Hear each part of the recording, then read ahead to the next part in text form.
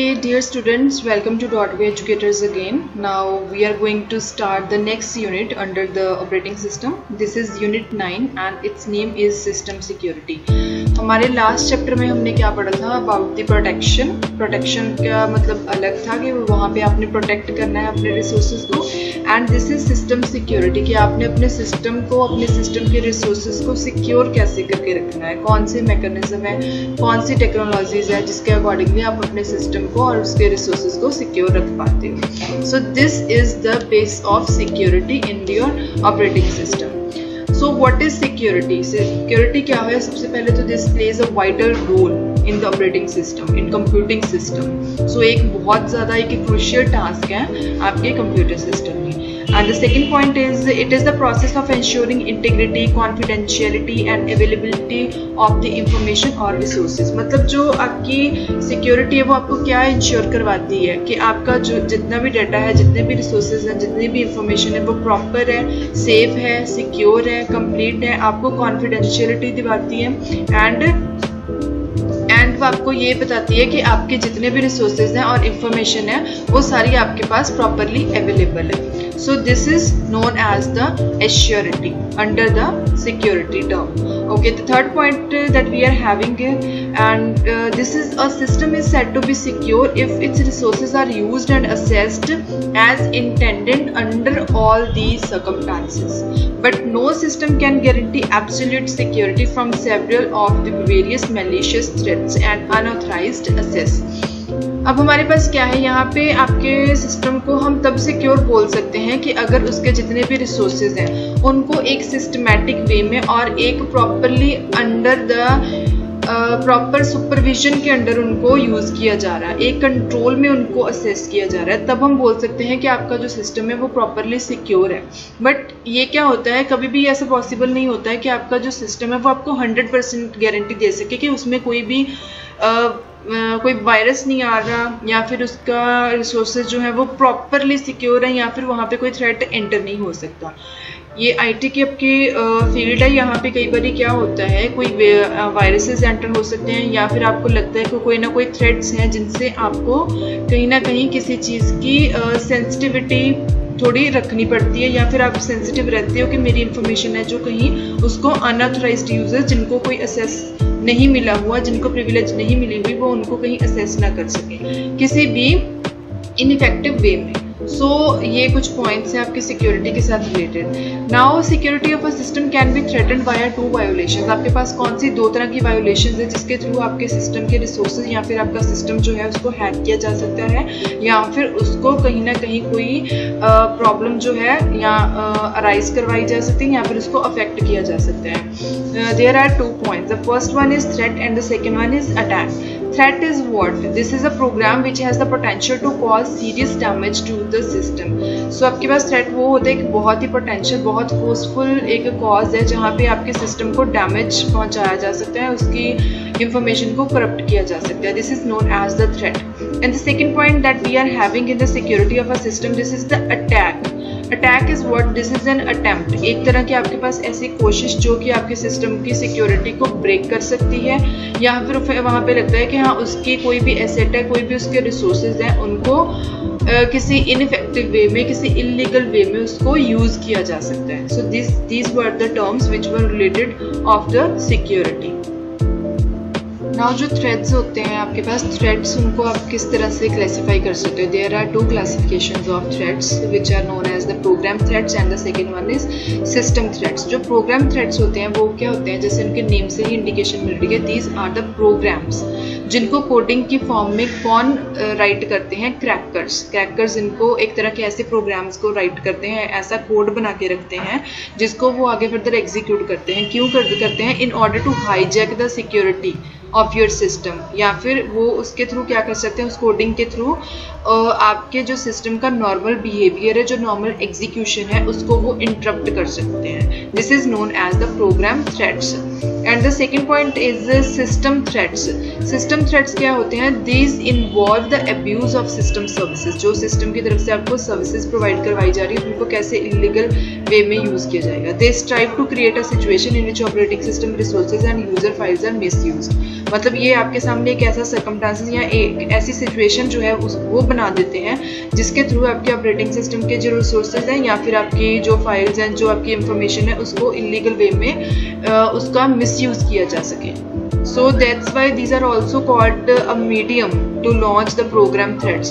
मतलब यहाँ पे ये एक ऐसा मीडियम होता है जिसके थ्रू प्रोग्राम थ्रेट्स हैं, जो हमने पहले पढ़े हैं फर्स्ट पॉइंट में। प्रोग्राम थ्रेट्स को एक तरह का लॉन्च करवाने का या फिर उनको एक्टिवेट करवाने का एक तरह का मीडियम होते हैं। कौन होते हैं? System threats. So this was the little classification of the threats in the operating system।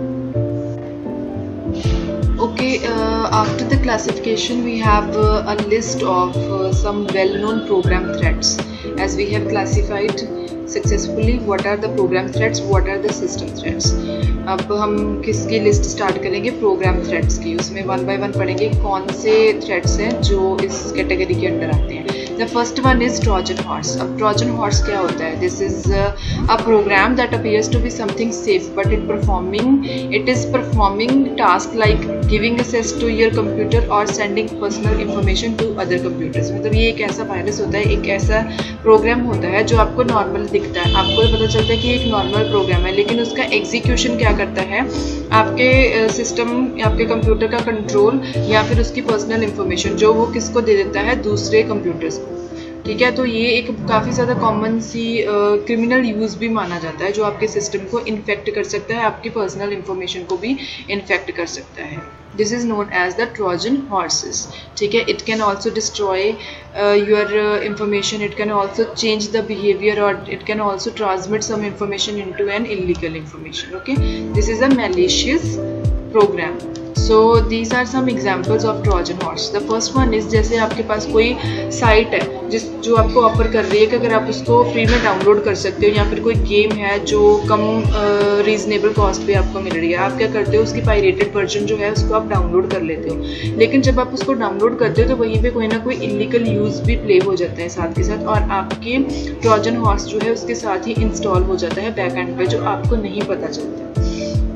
And the second point is second जो एग्जांपल है आपके पास वो क्या है? एक प्रॉपर, कई बार क्या होता है आप लोग स्क्रीन सेवर वेबसाइट जो रहती हैं उनको आप डाउनलोड कर देते हो, लेकिन वो क्या करती हैं? वो इन्फेक्ट करती हैं आपके कंप्यूटर सिस्टम को। वो कई बार कोई इलीगल जो स्क्रीन सेवर्स होते हैं उनको डाउनलोड कर देती हैं। उनको डाउनलोड करना मतलब कि आपके सिस्टम में आगे फर्दर ट्रोजन हॉर्स को इंस्टॉल करना। So this was the second example. And third example I have given in list. This is N email. आपके पास क्या होता है, कई बार आपकी फ्रेंड की तरफ से कोई ईमेल आ जाती है या फिर आपको किसी अकाउंट की तरफ से आपको मेल सेंड की जाती है। ठीक है, तो वो आपको लगता है कि आपका फ्रेंड आपसे कोई क्वेश्चन पूछ रहा है, तो आपने क्या किया और उसने क्या बोला कि ये काफ़ी एक फैसिनेटिंग प्रोग्राम है, आप इसके ऊपर क्लिक करो। तो जब भी आप उस फाइल के ऊपर या उस प्रोग्राम के ऊपर क्लिक करते हो तो वहाँ पे क्या होता है, कोई नया लिंक ओपन हो जाता है या कोई फाइल ओपन हो जाती है जो कि एक तरह की ट्रोजन हॉर्स की फॉर्म होती है, जिसके थ्रू आपके कंप्यूटर या उसके रिसोर्सेज जो है वो इन्फेक्ट हो सकते हैं।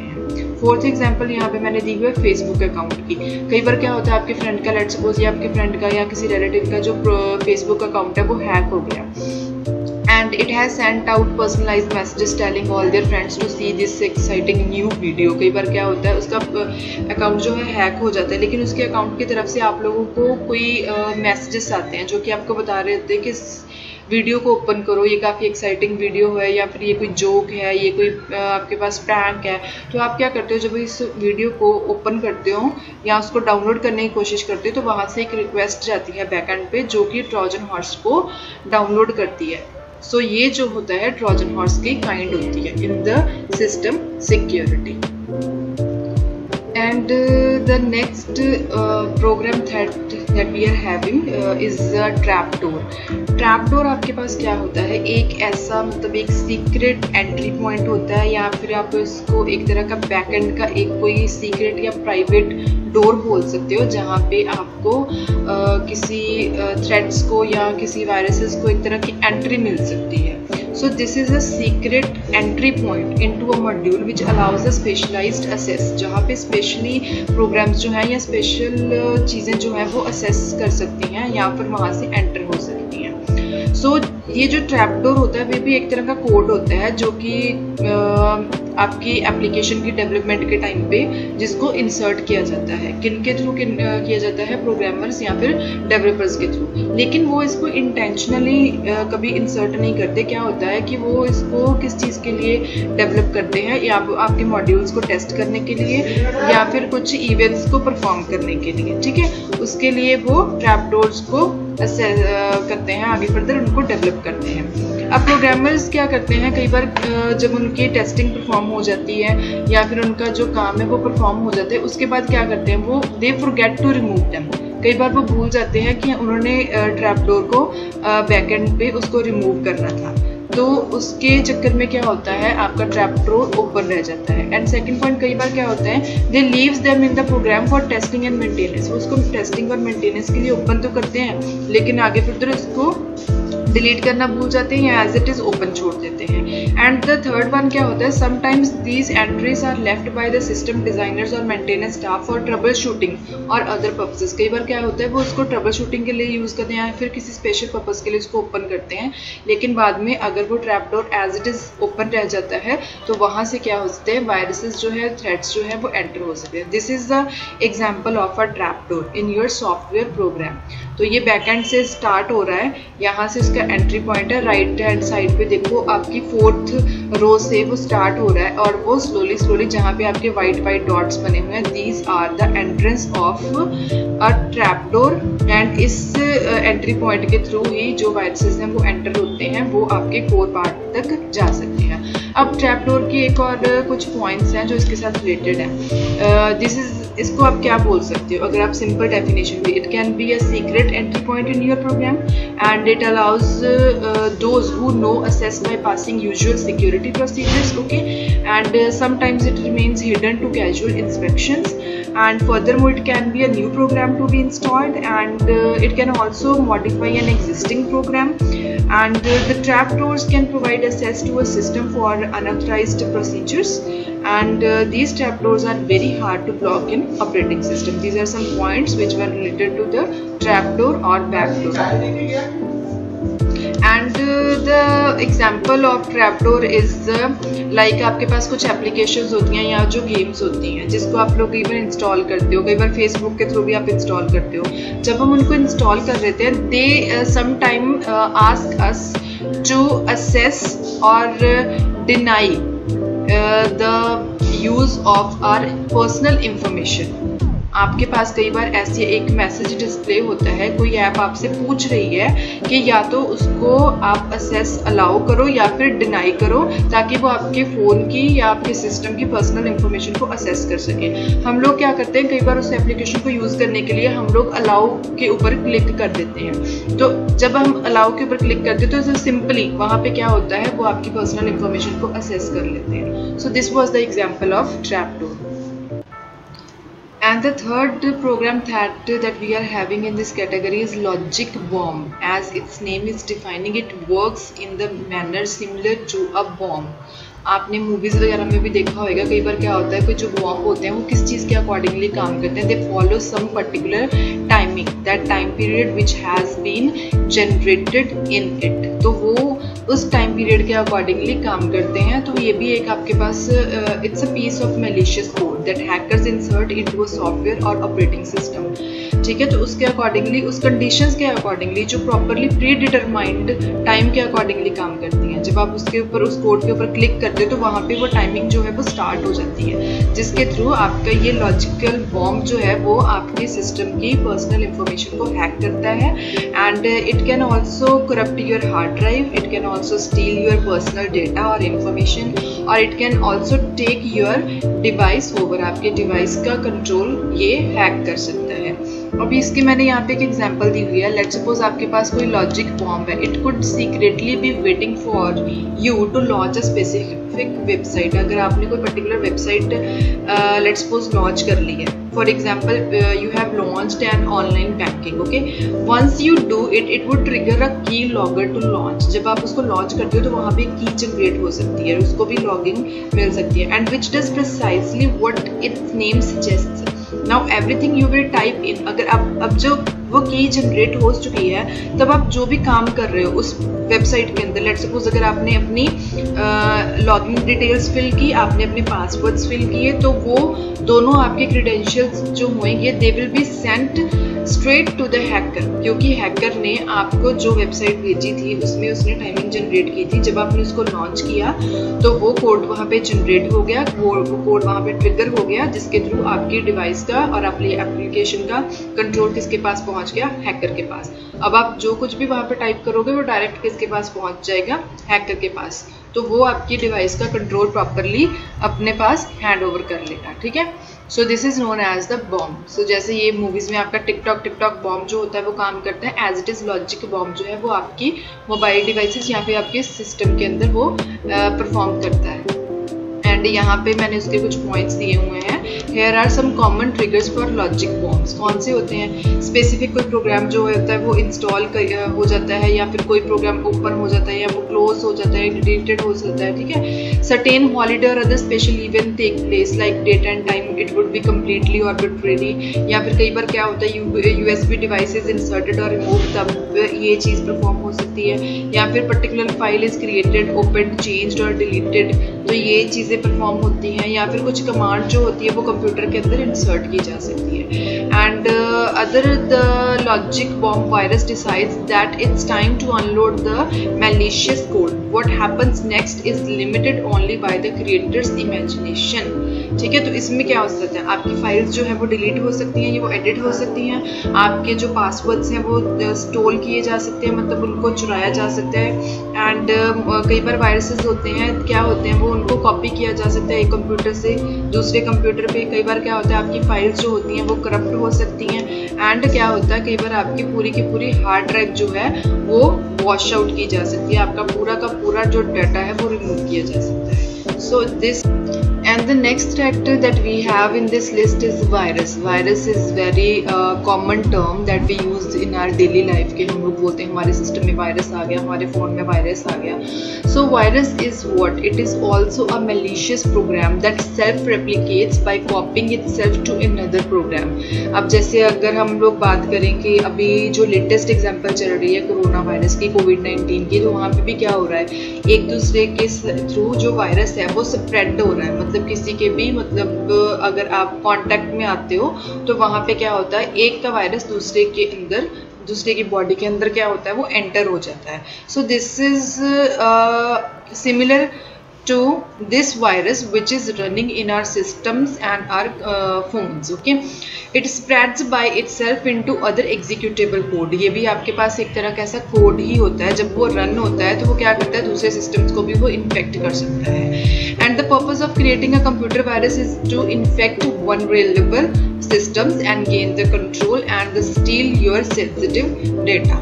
इनका वायरसेस का मेनली यही काम होता है कि उन्होंने क्या करना है, आपके सिस्टम्स में उनका जो कंट्रोल है, या तो वो उसको हैक करेंगे, या फिर उसमें जो आपकी इंफॉर्मेशन है उसको, सेंसिटिव डेटा है, मतलब आपका जो प्राइवेट डेटा है, उसको वो स्टील करने की कोशिश करेंगे। तो इनको भी, इस वायरसेस को भी कोडिंग के थ्रू स्पेशली डिज़ाइन किया जाता है through the side of hackers. So this is a kind of virus. यहाँ पे मैंने इसकी एक आपको एग्जाम्पल दे रखी है। One of the ideal methods by which viruses spread is through emails. ऐसा ये होता है हमेशा कि अगर आपको क्या होता है, किसी एडवर्टाइजमेंट के थ्रू आपको अगर कोई न्यू ईमेल आती है, so first please check these emails from which resource they are coming, okay. And visiting an infected website, clicking on executable file or by viewing an infected advertisement can cause the virus to spread to your system. अगर आप किसी particular email के ऊपर click करते हो, आपने उसको open कर लिया, उसके अंदर कोई अटैचमेंट दी हुई थी, उसके ऊपर आपने क्लिक कर लिया, या कोई एग्जीक्यूटेबल फाइल थी उसको आपने व्यू किया एंड उसके ऊपर आपने क्लिक किया, तो वहाँ पे क्या होता है, वायरस आपके सिस्टम के अंदर स्प्रेड हो जाता है. So these infections can also spread while connecting with already infected removable storage devices. क्या होता है, अब जिस सिस्टम के अंदर मैंने अपनी ईमेल को ओपन किया, जब वहाँ पे वायरस स्प्रेड हो गया, वहाँ पे उस सिस्टम को उसने इन्फेक्ट कर दिया, तो उस सिस्टम के साथ आप अपनी आगे फर्दर कोई भी जो डिवाइस अटैच करोगे तो उसके अंदर भी वो सिस्टम जो है, वो वायरस जो है वो स्प्रेड हो जाएगा, वो एंटर हो जाएगा, दूसरी डिवाइस जो उसके साथ कनेक्ट हो रही है उसको भी वो इन्फेक्ट करेगा. फॉर एग्जाम्पल, जब हम लोग अपनी USB ड्राइव्स अटैच करते हैं, आप लोग पेन ड्राइव्स लगाते हो अपने सिस्टम के अंदर, तो आपके सिस्टम के अंदर जो वायरस होता है वो क्या करता है, आपकी आगे फर्दर पेन ड्राइव्स में भी वो एंटर हो जाता है. So this is a very common example of virus which is very important to introduce in the operating system. And next we have the following list of some well-known system threats. As we have completed the list of program threats, now we are going to start the list of system threats. And the first point in system threats is a worm. जैसे इसके name से clear होता है, it's has the similar characteristics of a virus. But worm को जैसे हम general life में क्या बोलते हैं, दिस इज अ वर्म, जिसको हम कीड़ा भी बोलते हैं एक तरह का. So it is a self replicating program. Self replication का मतलब क्या है, जब वो एक जगह पे वर्म जो है वो जनरेट हो गया तो वो अपनी कॉपीज वहाँ पे क्या करता है, वो क्रिएट कर देता है. ठीक है. सो ये जो वर्म है, एक तो वो स्टैंड अलोन एप्लीकेशन की तरह काम करता है, दूसरी बात ये दूसरे सिस्टम्स को भी इन्फेक्ट करता है. When it is infected on a computer, it searches for other computers connected through a local area network. जब ये एक सिस्टम में एंटर हो गया तो वो सर्च करता है, फाइंड करता है और दूसरी डिवाइसेस को जो उसी नेटवर्क के अंदर कनेक्टेड है कि और कौन से कंप्यूटर्स हैं जो इस नेटवर्क के साथ कनेक्टेड है, ताकि मैं उनमें एंटर कर सकूँ. So this is a worm. It finds another computer systems और फिर अपने आप को वो रेप्लिकेट करता है to the new computers which are connected to other computers in the same network, and it continues to search for other computers on the network to replicate. So यहाँ पे मैंने एक डायग्राम दिया होता है, यहाँ पे इसके थ्रू आपको ये थोड़ा क्लियर हो जाएगा. See, this is a scenario of where computers are connected to each other via a local area network. तो वो नेटवर्क के थ्रू आपस में कनेक्टेड है. एक जगह पे लेफ्ट साइड से स्टार्ट हुआ वो वर्म जनरेट हुआ, तो उसके बाद उसने चेक किया कि दूसरे कंप्यूटर जो है उसी नेटवर्क के थ्रू वो कनेक्टेड है, तो वो दूसरे सिस्टम में भी एंटर हो गया. एंड वहाँ से वो दूसरी डिवाइस में एंटर होने के बाद वो थर्ड आगे फर्दर सर्च कर रहा है कि और कौन सी डिवाइस है जो इस नेटवर्क के अंदर कनेक्टेड है, तो वो उसमें भी एंटर हो जाएगा. जब ये एंटर हो जाता है तो ये क्या करता है, it can infect the resources related to network bandwidth and it can also cause the network servers to stop responding. कई बार ये सर्वर के ऊपर जब पहुंच जाते हैं, सर्वर में एंटर हो जाते हैं, तो वो आपके वहाँ पे पूरे नेटवर्क की जो परफॉर्मेंस है, उसकी जो ऑपरेटिंग परफॉर्मेंस है, उसको वो इन्फेक्ट कर देते हैं. तो आपका सर्वर जब स्टॉप हो गया तो उसके साथ रिलेटेड सारे क्लाइंट्स भी जो हैं वो स्टॉप हो जाते हैं. So now there we have the different types of computer worms. We will read it one by one. So some commonly used and the different kinds of computer worms are as given below. And the first kind is internet worm. जैसे उनके name से clear होता है, जैसे आता है internet worms, वो computer network के थ्रू एक तो स्प्रेड होते हैं.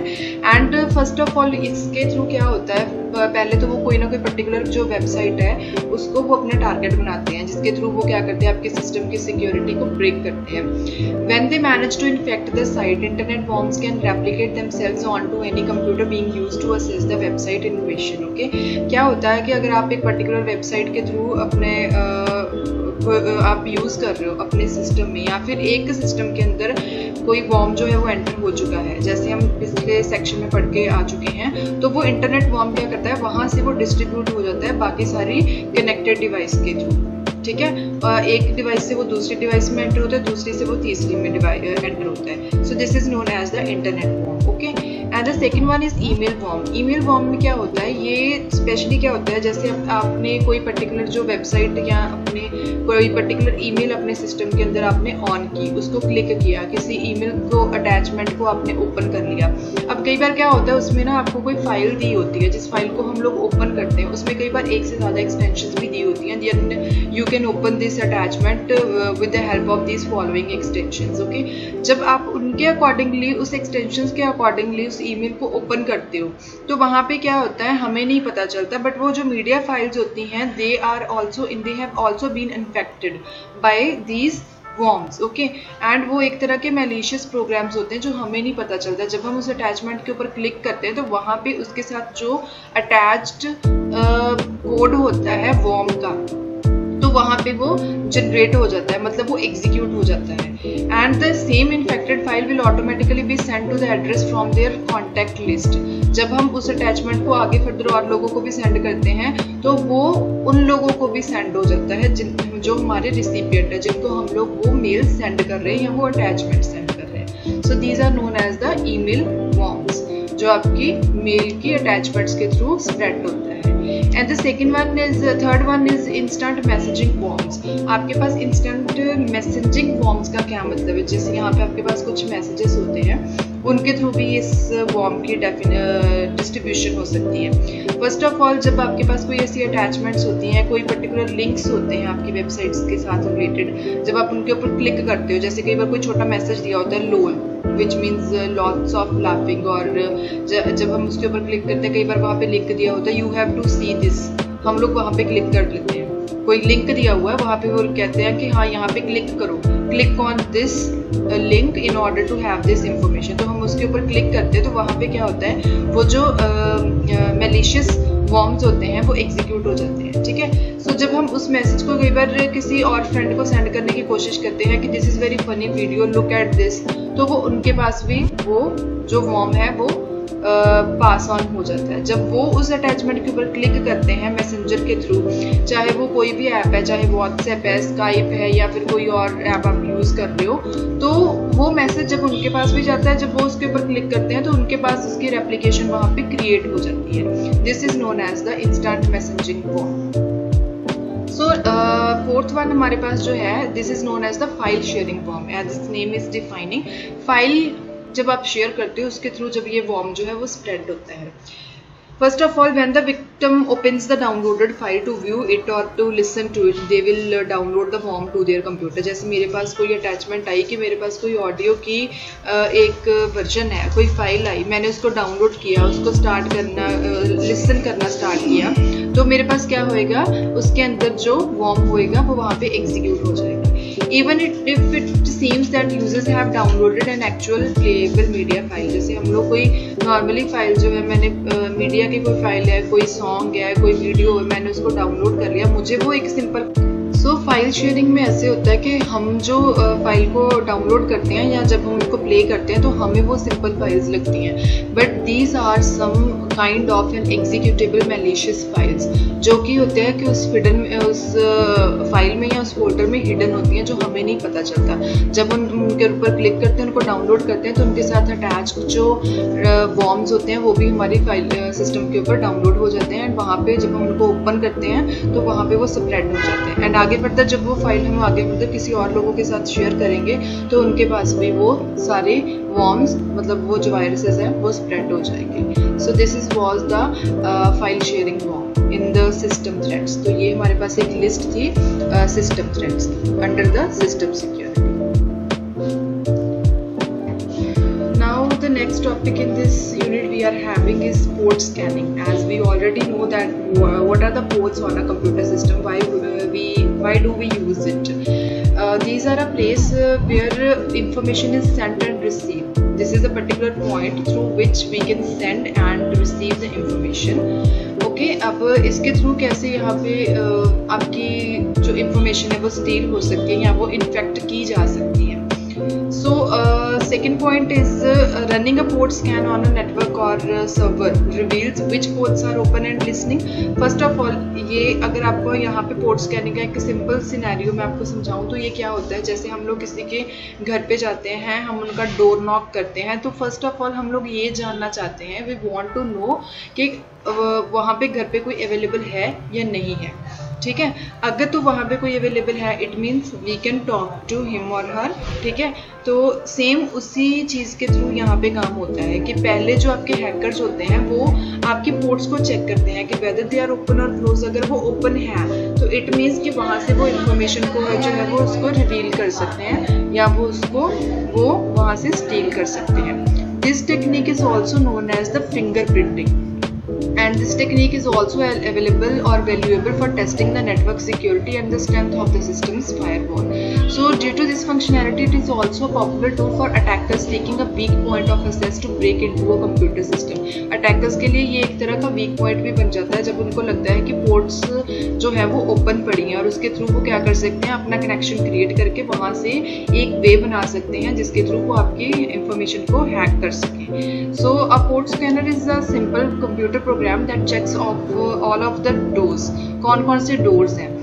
These are first of all इनको हम ports बोलते हैं और इसके थ्रू आपके पास 3 रिस्पॉन्सेज होते हैं, ओपन, क्लोज्ड और फिल्टर्ड. तो ये कैसे काम करते हैं, जैसे मैंने यहाँ पे एक डायग्राम मेंशन किया हुआ है. इस डायग्राम के थ्रू क्या क्लियर हो रहा है कि देखिए जैसे जो आपके पास क्रैकर है, जो हैकर है, वो क्या करेगा, एक तो रिक्वेस्ट भेजेगा, उसने एक पोर्ट नंबर के ऊपर कनेक्शन क्रिएट करने की कोशिश की, तो वहाँ से सिस्टम की तरफ से क्या आया, रिस्पॉन्स आया कि it's open and go ahead. अगर तो वो ओपन है तो it means hackers can enter, hackers can make an entry point two that system and they can hack or steal your sensitive data. अब अगर सेकेंड सिनेरियो में वहाँ पे क्या आया है कि एक रिक्वेस्ट गई जिसके थ्रू उन्होंने 113 नंबर की पोर्ट के ऊपर रिक्वेस्ट सेंड की and they want to check whether this port is open और नॉट. वहाँ पे क्या रिस्पॉन्स आया कि पोर्ट इज ऑलरेडी क्लोज्ड, तो system is not, hacker is not available और it is not able to enter in that particular system. So in this way these port scanning is working in this computer system or system security. अब यहाँ पे आपके पास 3 responses होते हैं.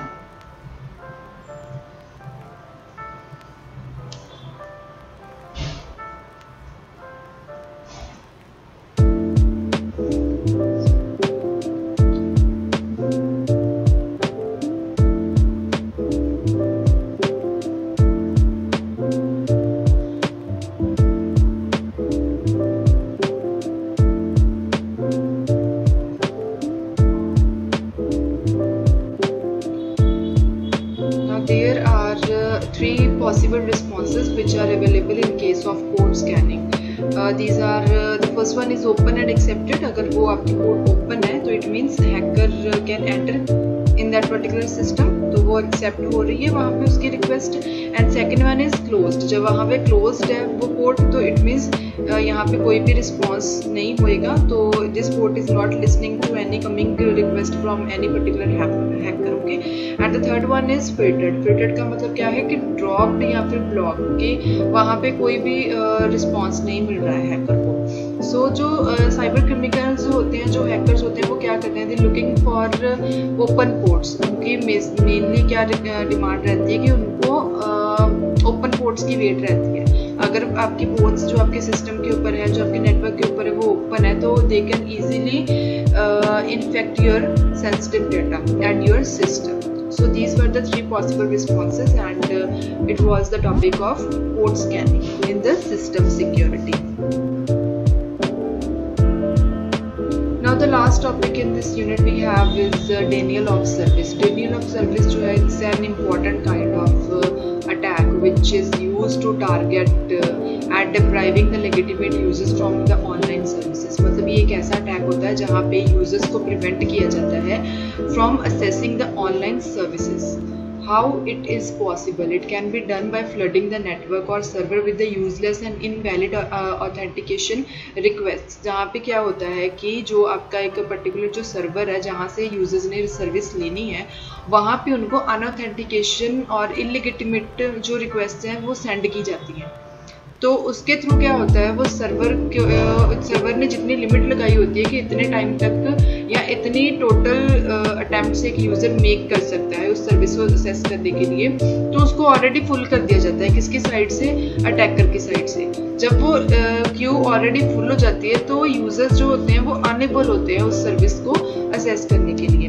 तो here I have mentioned a particular diagram. On the left side this is our attacker and on the right side this is a service of an organization that is considered to be as a victim from the attacker side. तो यहाँ पे क्या है, देखते हैं उन्होंने Q full कर दी है ऑलरेडी अटैकर ने, उसने बार बार इसको रिक्वेस्ट सेंड की, तो वहाँ से एक्नॉलेजमेंट आई उस रिक्वेस्ट की, फिर से उसने रिक्वेस्ट सेंड की, फिर सर्वर की साइड से रिक्वेस्ट एक्नॉलेजमेंट आई, उसने फिर से रिक्वेस्ट सेंड की एंड फिर से उसकी एक्नॉलेजमेंट आई। उसने बार बार रिक्वेस्ट सेंड की जहाँ से वो अटेम्प्ट की जितनी टोटल लिमिट थी वो फुल हो गई है। Now the user is not able to make an attempt again in order to connect with the server of the organization. Okay, so इस केस में क्या होता है, यूजर अनेबल रह जाता है, उसको वो सर्विस नहीं मिल पाती। यहाँ पे मैंने एग्जांपल भी मेंशन की हुई है। If a bank website can handle 10 people a second, click the login button, ठीक है, and attacker only has to send the 10 fake requests per second to make it so no legitimate users can log in. उसने already वो 10 fake request अपनी तरफ से send कर दी हैं, तो अब क्या होएगा, तो जो यूजर है वो एबल नहीं हो पाएगा लॉग इन करने के। So this is an important kind of attack, this is known as the denial of service. So it